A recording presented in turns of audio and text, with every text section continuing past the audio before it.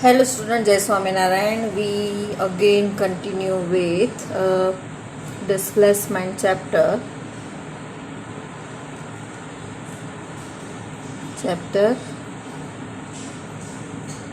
unit 2. Okay, then chapter 5, lecture number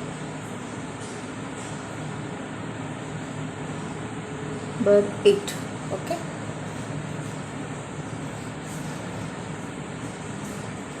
second example लेंगे. Example number 2. Find slope and deflection at point C for a beam loaded as shown in figure below. Okay, तो यहाँ पे आपको एक figure दिया है. Okay, beam दिया है. This one is your support A, this one is your support B. Okay, यहाँ पे पूरे बीम पे क्या दिया है? यूडीएल दिया है. ओके, यहाँ पे जो पॉइंट सी है, सी पॉइंट पे एक मोमेंट दिया है, that is 160 kilonewton into metre. और यूडीएल कितना दिया है? UDL is 15 kilo Newton per metre.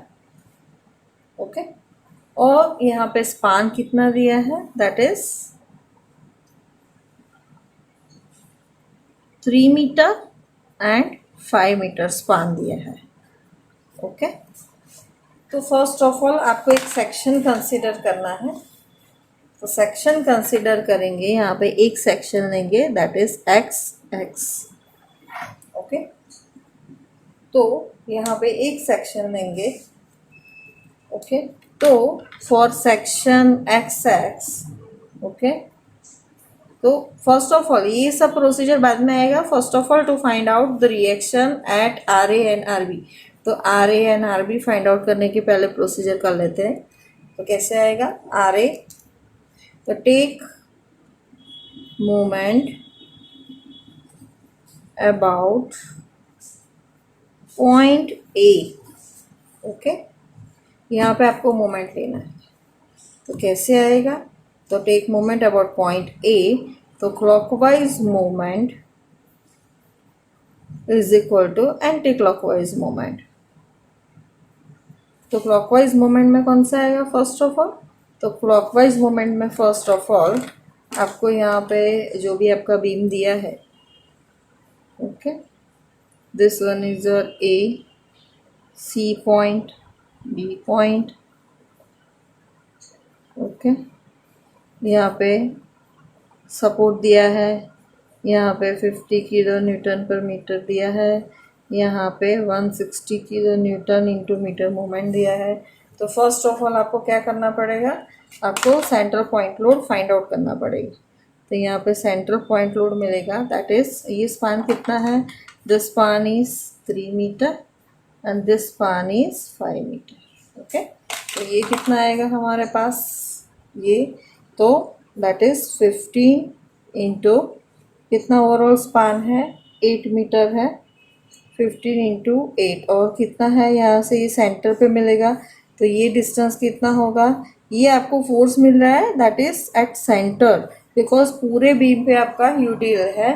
तो सेंटर में आपको पॉइंट लोड ये यूडीएल की वजह से मिलता है. तो कितना मिलेगा? 15. ये आपको लोड इंटेंसिटी दिया है. डिस्टेंस ओवरऑल कितना है? दैट इज 3 + 5, 8 मीटर है. तो 15 इंटू 8. ओके, तो आपको ये लोड मिला. किस डिस्टेंस में मिला? तो जो भी बीम का स्पान है उसके हाफ डिस्टेंस में मिला. तो ये कितना है? 3 + 5 है, तो ये कितना होगा? 4 मीटर. ओके, तो यहाँ पे clockwise moment is equal to anti clockwise moment लेना है. तो क्लॉकवाइज मोमेंट कौन सा है? That is 160, that is clockwise moment, 160 kilonewton meter plus 15 into 8 into distance कितना है 4। हमने ए सपोर्ट पे मोमेंट लिया है। अभी एंटी क्लॉकवाइज मोमेंट में for example this one is your R A and this one is your R B. तो anti clockwise moment में क्या आएगा R B into distance is 8 metre. तो इस पे से हमें आर बी कितना मिलेगा, इसको सिंप्लीफाई करेंगे, कैलकुलेट करेंगे तो आर बी का वैल्यू कितना मिलेगा, that is 80 kilo Newton upward. Okay, then next equilibrium condition sigma v is equal to 0 is equal to sigma v। तो कितना आएगा for upward, R A is upward, ये डाउनवर्ड फोर्स अभी downward है तो रिएक्शन अपवर्ड डायरेक्शन में मिलेगा। तो आर ए माइनस कितना आएगा 15 इंटू 8 प्लस आर बी। तो आर ए का वैल्यू पता नहीं है, 15 इंटू 8 प्लस 80, तो आर ए का वैल्यू कितना मिला हमें, that is 40 kilo Newton upward. तो आर ए का value that is 40 kilo Newton और आर बी का value that is 80 kilo Newton. अब देखोगे यहाँ पे ये 40 प्लस 80 करोगे तो 120 आएगा और 15 इंटू 8 करोगे तो भी 120 आएगा।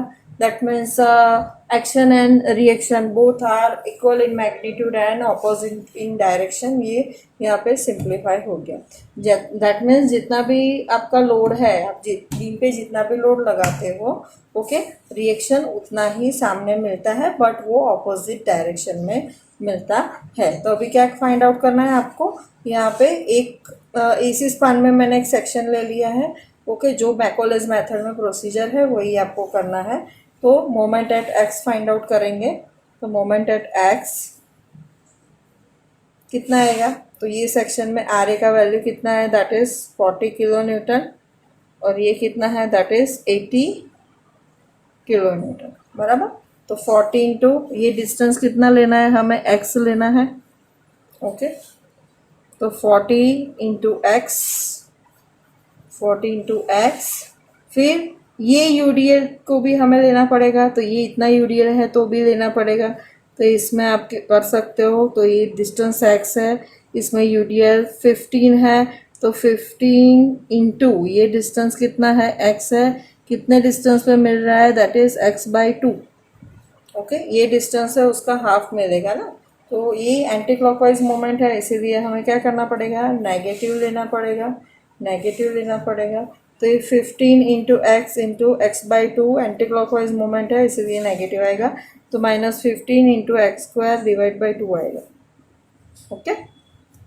ये सेकेंड। देन नेक्स्ट अभी क्या बाकी रहा, दैट इज मोमेंट। तो मोमेंट मुझे करना है, तो मोमेंट के लिए ये एग्जैक्टली सी पॉइंट पे आपका मोमेंट है। तो एग्जैक्टली सी पॉइंट पे मोमेंट है, इसीलिए आपको क्या करना पड़ेगा, तो आपको एक्स जो भी डिस्टेंस है, एक्स ओवरऑल यहाँ पे हम लेंगे तो x -3 करना पड़ेगा, x -3 रेट्स टू 0 करना पड़ेगा, ओके। तो जो हमने मैकोलेज मेथड में रूल्स रेगुलेशन पढ़ा था उसमें बोला था कि मोमेंट के साथ अभी डिस्टेंस आपको जो भी आप टर्म फाइंड आउट करते हो तो 160 के साथ आपको क्या करना है कि जो भी मोमेंट है उसके साथ डिस्टेंस कैसे लेना है, तो वो x -3 लेना पड़ेगा, ओके। तो ये यहाँ पे कितना मिलेगा मुझे, दैट इज मोमेंट कैसा है, क्लॉकवाइज है, ओके। तो क्लॉकवाइज मोमेंट के लिए कितना लेना पड़ेगा मुझे, 160 लेना पड़ेगा, ओके, 160 लेना पड़ेगा सेक्शन के लेफ्ट हैंड साइड। तो यहाँ से ये बात करें तो ये तो एग्जैक्टली सी पॉइंट पे है, ओके। तो सी पॉइंट पे है, इसीलिए फॉर एग्जांपल यहाँ पे कोई बीच में होती तो हमें ये पूरा लेना पड़ता, बट ये सी पॉइंट पे ही है, इसलिए हमें मोमेंट को x -3 से मल्टीप्लाई करना पड़ रहा है। तो दैट मीन्स x यहाँ से x -3, ओके। यहाँ पे एग्जैक्ट सी पॉइंट पे है, तो मोमेंट के साथ मल्टीप्लाई हमेशा कैसा होता है, तो यहाँ से ये x डिस्टेंस हमें ले लेना है, x -3 करेंगे, रेस टू 0 करना है, ओके। तो ये आप ये केस में याद रखना। For example exactly point C पे आपका मोमेंट है, तो आपको क्या करना पड़ेगा, x-3 रेज़ टू 0 करना पड़ेगा। ओके, यहाँ पे दूसरा एक रीज़न ये भी है कि ये एग्जैक्ट सी पॉइंट पे है। फॉर एग्जांपल यहाँ पे आपको मोमेंट सी पॉइंट पे एग्जैक्टली दिया है, 160 किलो न्यूटन मीटर दिया है, तो इसीलिए इसी वजह से भी आप x-3 रेज़ टू 0 रख रहे हैं। फॉर एग्जांपल मोमेंट यहाँ पे होती तो आपको क्या करना पड़ता, यहाँ पे एक अलग से सेक्शन लेना पड़ता और फिर फाइंड आउट करना पड़ता। बट यहाँ पे एग्जैक्ट सी पॉइंट पे आपका मोमेंट दिया हुआ है 160 किलो न्यूटन इंटू मीटर, तो इसीलिए हम मल्टीप्लाई किससे करते हैं, x ओवरऑल यहाँ से इतना x-3 रेज़ टू 0। अभी x-3 रेज़ टू 0 का वैल्यू कितना आता है, 1 ही आता है। ओके, बट आपको ये रखना पड़ेगा x-3 रेज़ टू 0 का वैल्यू कितना आएगा, दैट इज x-0 का वैल्यू कितना आता है, x-3। ये फॉर एग्जांपल ये मेथड है, इसीलिए हमें मोमेंट की वजह से x-3 रेज़ टू 0 रखना पड़ रहा है। ओके, तो नेक्स्ट ये मोमेंट का वैल्यू हमें मिल गया, दैट इज 40x माइनस 7.5 आएगा ना, x² plus 160 x-3 raise to 0। ये आपके है ना रूल्स रेगुलेशन में दिया है कि आपको ये ऐसा क्यों करना पड़ रहा है। ओके, एग्जैक्टली पॉइंट पे है ना, इसीलिए x-3 किया है इसने। ओके, और क्लॉकवाइज मूवमेंट है इसीलिए ये पॉजिटिव लिया है, दैट मीन्स ये सेक्शन यहाँ पे लिया है। ओके, यहाँ से नहीं, यहाँ पे लिया है। ओके, तो एग्जैक्टली आपका एक्चुअल में ये मोमेंट बीच में कोई जगह पे होता तो आपको सेक्शन यहाँ पे दूसरा लेना पड़ता, बट ये ओवरऑल के लिए ये ले लिया, और सी पॉइंट के लिए हमने क्या किया, 160 जो भी है एग्जैक्ट पॉइंट पे है। फॉर एग्जांपल यहाँ पे दूसरा कोई लोडिंग होता तो दूसरा एग्जांपल्स भी आएगा तो उसमें आपको ज़्यादा पता चलेगा। तो यहाँ पे फॉर एग्जांपल दूसरा कोई लोडिंग होता तो अगेन आपको सेक्शन वगैरह लेना पड़ता। ओके, तो mx का वैल्यू आपको ये मिल गया। ओके, देन अगेन आपके पास कौन सा इक्वेशन है, that is ei d² y/dx² is equal to minus mx है। ओके, तो माइनस mx है, तो यहाँ पे ये जो mx का वैल्यू है ये हमें यहाँ पे रखना है, तो यहाँ पे क्या आएगा, -40x plus 7.5x² minus 160 x-3 raise to 0। Okay, अभी क्या करना है, हमें इंटीग्रेशन करना है इसका। तो फर्स्ट ऑफ ऑल आपको ये इक्वेशन लिख देना है।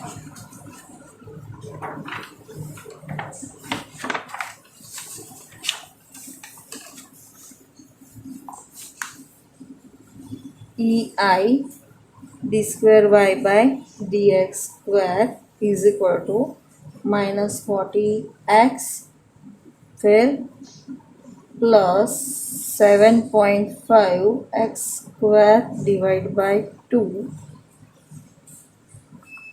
Minus 160 x-3 raise to 0। ये रूल्स रेगुलेशन में दिया है इसलिए ये रखा है।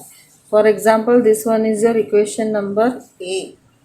ओके, नेक्स्ट आपको क्या करना है, इंटीग्रेटिंग इक्वेशन नंबर ए, तो क्या मिलेगा, E I into dy/dx is equal to -40x² divide by 2। x का इंटीग्रेशन क्या होता है, x² डिवाइड बाई 2 होता है। ओके, प्लस फर्स्ट टर्म में हमेशा हमें क्या ऐड करना है, c1 ऐड करना है, प्लस 7.5 है, 7.5 इंटू x³ डिवाइड बाई 3 आएगा। Okay, 7.5 into x³ divide by 3 आएगा। Okay, again -160 x minus 3 raise to 1 divide by 1 आएगा। ओके, अगेन आपको क्या करना है, integrating again equation, this one is a equation number 1, equation number 1। तो क्या आएगा, E I into y is equal to -40 divide by 2 into x cube divide by 3 plus C1x plus C2 plus 7.5 divide by 3 into x4 divide by 4 minus 160 x minus 3 square divide by 2। तो यहाँ पे क्या मिलेगा, that is -20 divide by 3 x cube plus C1x plus C2 plus ये कितना मिलेगा, that is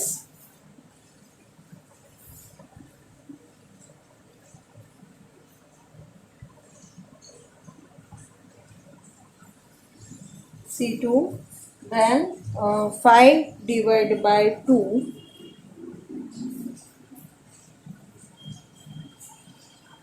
into 4 into x raised to 4, okay, minus 160 divided by 2, okay. तो ये क्या है, पहले जो हमने 15 डिवाइड बाई 2 किया था वही यहाँ पे रखा है, 15 डिवाइड बाय 2 रखा है। तो 15 डिवाइड बाई 2 रखेंगे तो 15, तो क्या आएगा, फॉर एग्जांपल इसकी 7.5, यहाँ पे हमने क्या किया था 7.5 रखा है, ओके। तो यहाँ पे फॉर एग्जांपल 15 डिवाइड बाई 2 रख देते हैं, दैट इज 15 डिवाइड बाई, यहाँ पे मैंने 2 रख दिया, ओके, वही वैल्यू रखना है। तो यहाँ पे क्या आएगा, अगेन 15 डिवाइड बाई 2 करेंगे तो यहाँ पे 15 divide by 2 divide by 3, okay.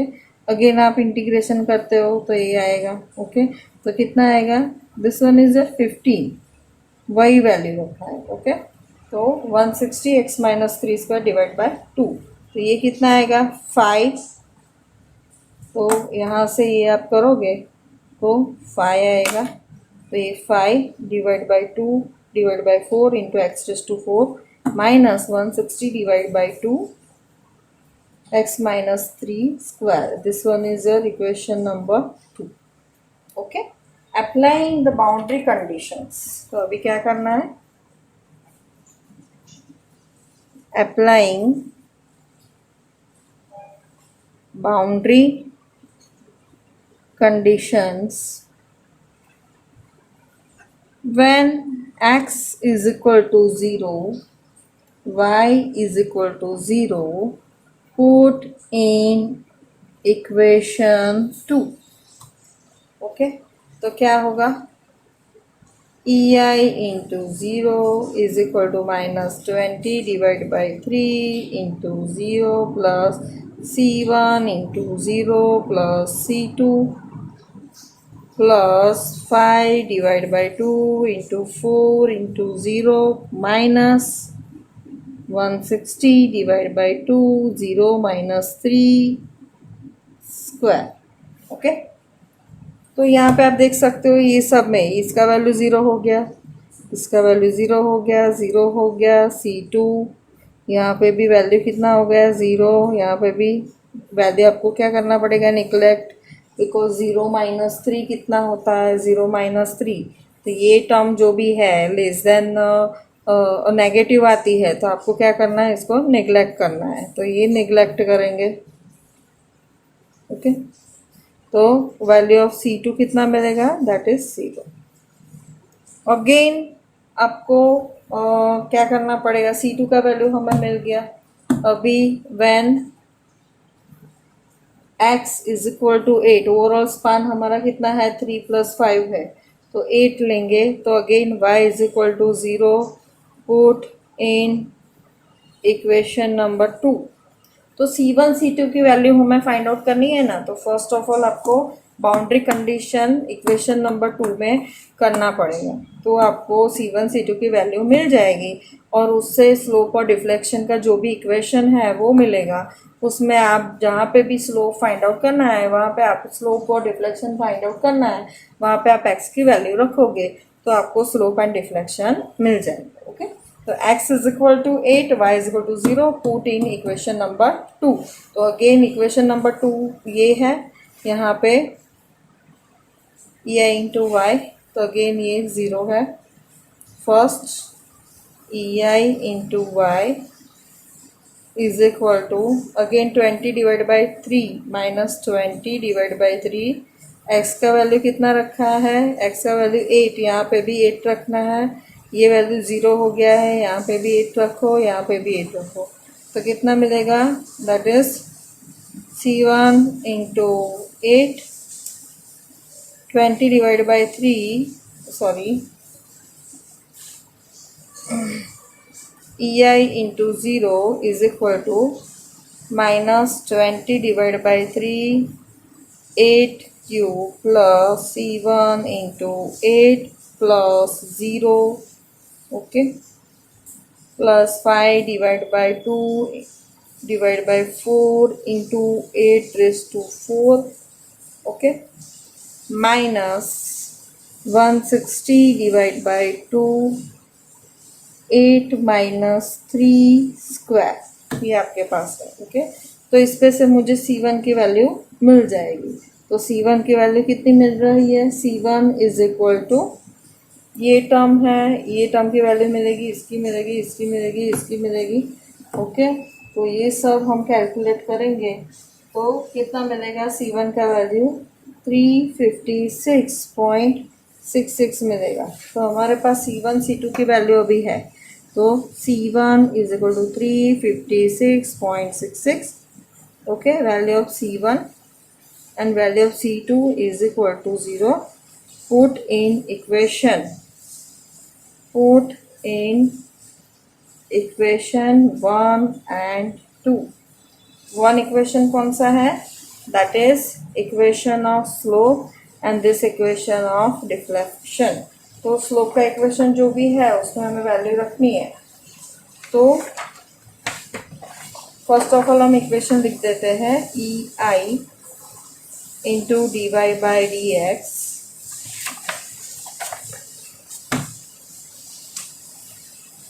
E I D Y by D X is equal to -40x² divide by 2 plus C1 का वैल्यू हमने फाइंड आउट किया, क्या था 356.66, ओके,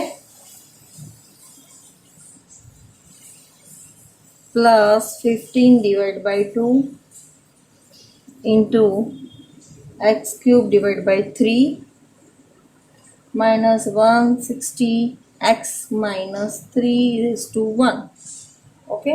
तो अभी ये हमें किसका वैल्यू मिला, दैट इज इक्वेशन मिला, that is slope equation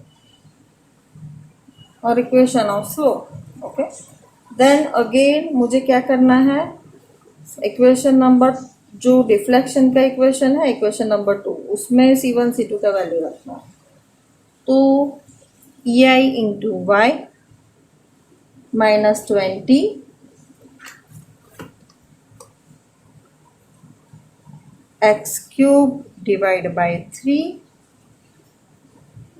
plus C1 का वैल्यू कितना है, that is 356.66 into x plus C2 का वैल्यू कितना है 0 plus 5 divide by 2 into x⁴/4 minus 160x minus 3 square divide by 2, okay.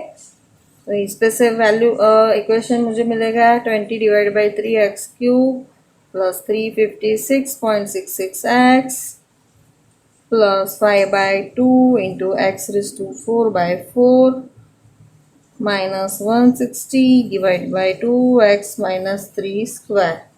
ये मुझे स्लोप और डिफ्लेक्शन का इक्वेशन मिलेगा. This one is the equation of deflection. Okay, तो अभी क्या करना है नेक्स्ट हमें. तो फॉर स्लोप एट सी,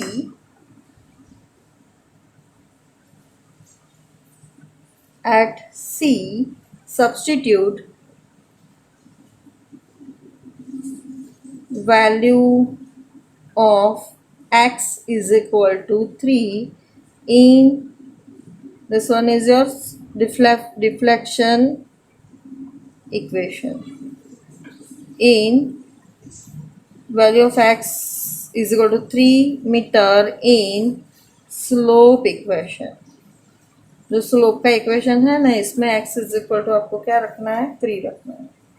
तो E I into theta C is equal to -40 into 3 square divide by 2 plus 356.66 plus 15 divide by 2 into 3 cube divide by 3 minus 160 3 minus 3 raised to 1. Okay, तो यहाँ पे आपका जो वैल्यू है, ओके, तो यहाँ पे ये आप देख सकते हो 3 माइनस 3 कितना आया, 0 आया. ओके, तो 0 रेस्ट टू 1 क्या आएगा. तो ये टर्म हमारी हमें लेना नहीं है, ये इसका वैल्यू कितना हो जाता है, 0 हो जाता है. ये वैल्यू हमें लेना पड़ेगा. तो E I into theta C is equal to -20 into 3 square plus 356.66 plus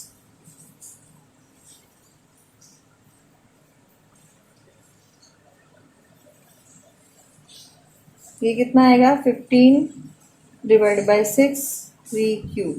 तो इस पे से मुझे वैल्यू कितना मिलेगा, E I into theta C is equal to 244.16. अभी therefore theta c is equal to 244.16 divided by e I is equal to, this one is in kilonewton into metre square है. Okay, तो अभी मुझे क्या करना पड़ेगा, यहाँ पे ई आई का वैल्यू कितना है, इन किलो न्यूटन पर मीटर है. ई आई का वैल्यू भी किलो न्यूटन पर मीटर का है, यहाँ पे भी किलो न्यूटन पर मीटर है. तो 244.16 ऊपर का और नीचे का भी कितना है, किलो न्यूटन पर मीटर ही है. तो 40 इंटू 10⁻³ हमें देंगे तो कितना मिलेगा, 0.0061 रेडियन. उसको डिग्री में कन्वर्ट करेंगे तो कितना मिलेगा, दैट इज 0.349 डिग्री.